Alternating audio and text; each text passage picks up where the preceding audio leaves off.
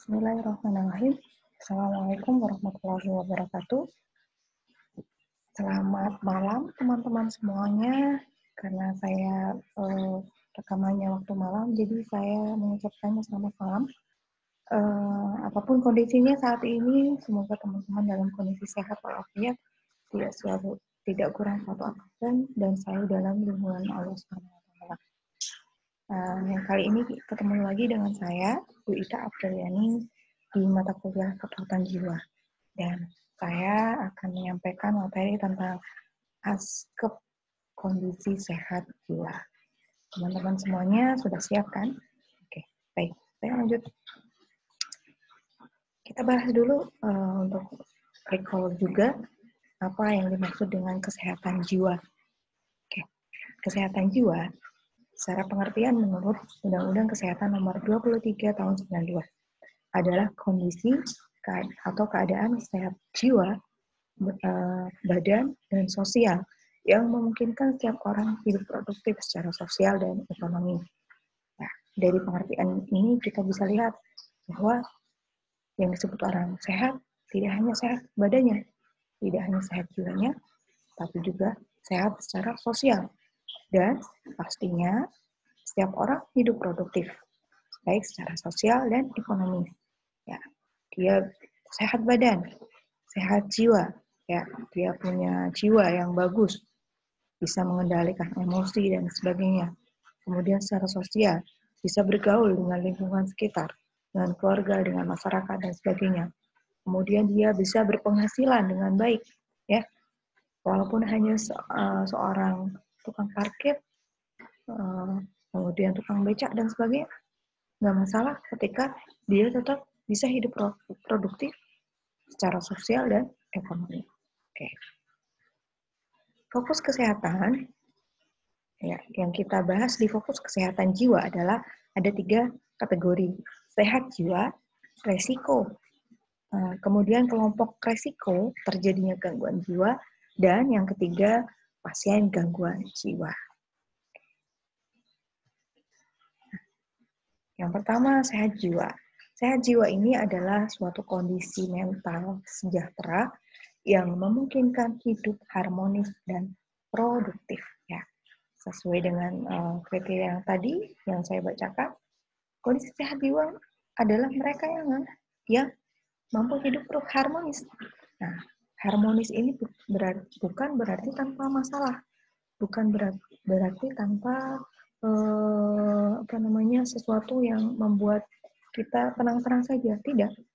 Justru ketika orang disebut harmonis adalah ketika mereka yang mampu menyelesaikan, mampu menyikapi setiap kondisi, maupun kondisi stres atau kondisi apapun dengan baik. Dan pastinya ini definisi yang tidak pernah ketinggalan adalah produktif, ya.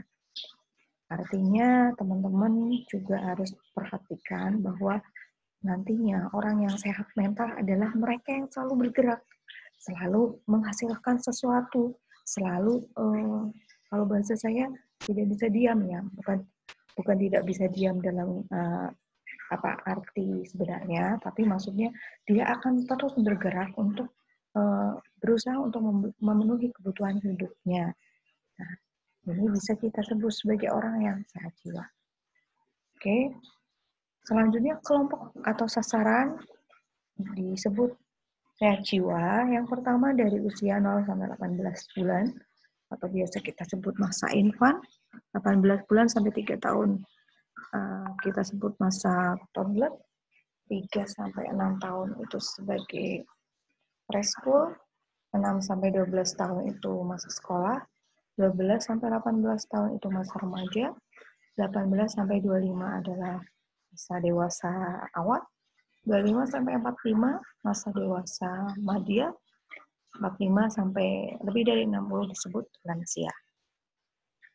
Adapun diagnosa keperawatan yang termasuk ke dalam diagnosa sehat jiwa, yang pertama adalah kesiapan peningkatan perkembangan infan, ya. Kemudian kesiapan peningkatan perkembangan toddler. Yang ketiga, kesiapan peningkatan perkembangan remaja. Yang keempat, kesiapan peningkatan perkembangan usia sekolah. Nah, ini harusnya balik ya. Preschool dulu, kemudian usia sekolah, kemudian kesiapan peningkatan perkembangan dewasa, yang ketujuh kesiapan meningkatkan coping, ya, engage coping, menyiapkan coping yang bagus, kesiapan meningkatkan perkembangan lansia, kesiapan peningkatan pengetahuan, kemudian kurang pengetahuan itu sendiri, jadi kurang pengetahuan juga termasuk diagnosa kuratan sehat jiwa, dan terakhir kesiapan untuk meningkatkan perawatan diri. Ya, perawatan diri kenapa masuk ke dalam diagnosa perawatan sehat jiwa? Karena banyak sekali pasien-pasien gangguan jiwa yang mereka dibawa ke RSC. Salah satu alasannya karena tidak mampu untuk merawat diri. Berikutnya, resiko terjadinya gangguan jiwa. Nah, siapa saja orang-orang yang punya resiko terjadi gangguan jiwa? Yang pertama adalah mereka yang kehilangan pekerjaan, menganggur, atau PHK. Nah, ini kita kaitkan dengan definisi sehat tadi, bahwa mereka yang disebut sehat jiwa adalah yang mampu produktif. Ya, apapun itu, yang penting halal, ya, yang penting bisa membuat orang itu merasa dia berharga, dia bisa menghasilkan sesuatu. Nah, ketika orang bisa menghasilkan sesuatu, berarti dia punya jiwa yang baik, punya jiwa yang sehat, punya jiwa yang mampu berproduksi, mampu kemudian mengendalikan ya apa yang terjadi di sekitarnya. Ya, jadi pekerjaan itu tidak harus yang negeri dan sebagainya. Apapun itu ya, ketika seseorang itu bekerja, sebenarnya itu lebih bagus ya. Kehilangan keluarga yang kedua, baik istri, suami, atau anak, yang pastinya kehilangan orang-orang yang kita cintai itu bisa menjadi salah satu faktor terjadinya gangguan jiwa. Berikutnya kehilangan harta benda. Nah, kehilangan harta benda ini bisa benar-benar dikatakan kehilangan secara fisik ya, harta benda, gitu. Kehilangan mobil, kehilangan perhiasan, dan sebagainya misalnya.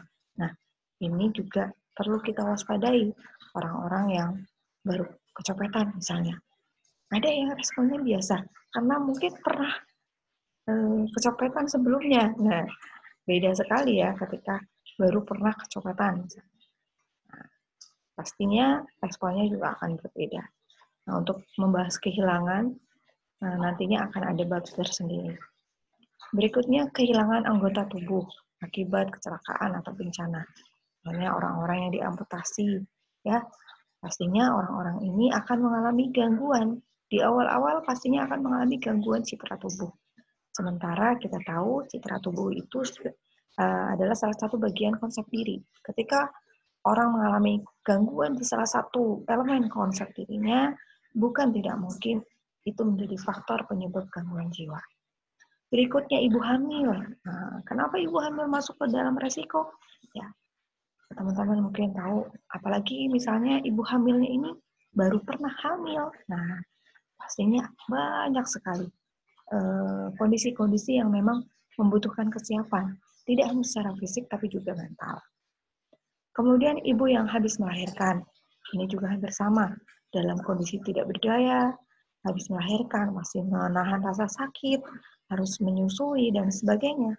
Pastinya ibu ini butuh sekali support. Dan ketika support itu tidak didapatkannya, bukan tidak mungkin. Juga kelompok ini akan menjadi kelompok dengan risiko terjadi gangguan jiwa. Berikutnya adalah penyakit kronis. Nah, apa saja penyakit kronisnya? Di antaranya ini ya. Nah, mungkin kalau sekarang paling tinggi misalnya dari sisi fisik ada stroke. Ya, stroke itu biasanya karena hipertensi dan katanya juga jantung juga, paru-paru ya, ginjal, kencing manis atau diabetes dan rematik. Ini penyakit kronis yang memang harus kita waspadai. Satu lagi ada AIDS, ya ada AIDS. Nah, kalau sekarang berarti kalau sekarang misalnya ada corona itu bukan kronik ya, tapi karena virus atau wabah. Selanjutnya ciri-ciri masalah psikososial. Nah, ini beberapa ciri-ciri ya yang masuk ke dalam masalah psikososial. Yang pertama cemas, khawatir berlebihan, takut, mudah tersinggung, sulit konsentrasi, ya tidak bisa fokus, ragu-ragu, ya merasa rendah diri.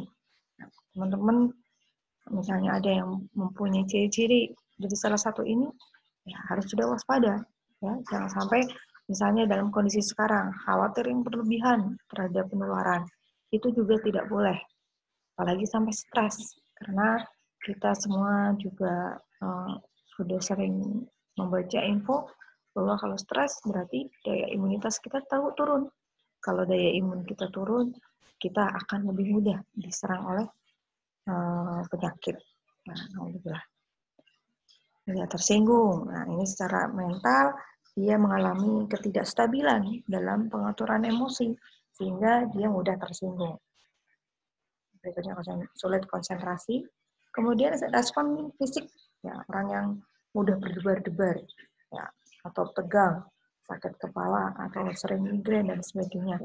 Itu juga menjadi salah satu penyebab ya masalah-masalah psikososial. Kemudian pemarah dan agresif, dan terakhir adalah kecewa. Nah, pemarah, agresif, ya mudah marah-marah, mudah ngamuk dan sebagainya. Kecewa, ya kecewa ini karena biasanya terlalu berharap ya, terlalu berharap. Ya, padahal kita hanya boleh berharap pada Tuhan aja ya, pada Allah saja. Berikutnya tanda dan gejala gangguan mental. Sedih berkepanjangan, tadi ya, misal karena kehilangan, ya, kehilangan, terus jadi sedih berkepanjangan, kemudian kemampuan melakukan aktivitas sehari-hari berkurang, ya, malas ngapa-ngapain, mandi, dandan dan sebagainya itu jadi malas, gitu ya. Kemudian motivasi untuk melakukan kegiatan menurun, ya, tidak ada motivasi. Bagaimana melakukan sesuatu kalau tidak ada motivasi? Nah, ini juga harus hati-hati sekali ya. Marah tanpa sebab, ya. Dikit-dikit marah, dikit-dikit marah, jadi baper dan sebagainya. Nah ini juga salah satu tanda gejala gangguan mental. Bicara atau tertawa sendiri, ini biasa kalau di kedokteran jiwa disebut halusinasi ya. Jadi mereka merasa, pasien-pasien halusinasi ini merasa ada orang yang bisa diajak ngobrol, padahal orang lain tidak bisa melihatnya. Ya. Mengurung diri atau tidak mau bergaul, nah, isolasi sosial, kemudian putus asa bahkan sampai bunuh diri. Nah ini kondisi urgen di perawatan jiwa. Kondisi genting adalah kondisi memerlukan bantuan yang sangat cepat adalah mereka yang melakukan bunuh diri atau baru punya niat untuk bunuh diri. Itu masuk ke dalam zona yang harus diamati atau diwaspadai. Oke, itu dulu sebagai pembuka. Semoga ada manfaatnya. Tetap stay home, stay safe, jaga kesehatan. Kita akan ketemu lagi di slide berikutnya. Semoga bermanfaat. Assalamualaikum warahmatullahi wabarakatuh.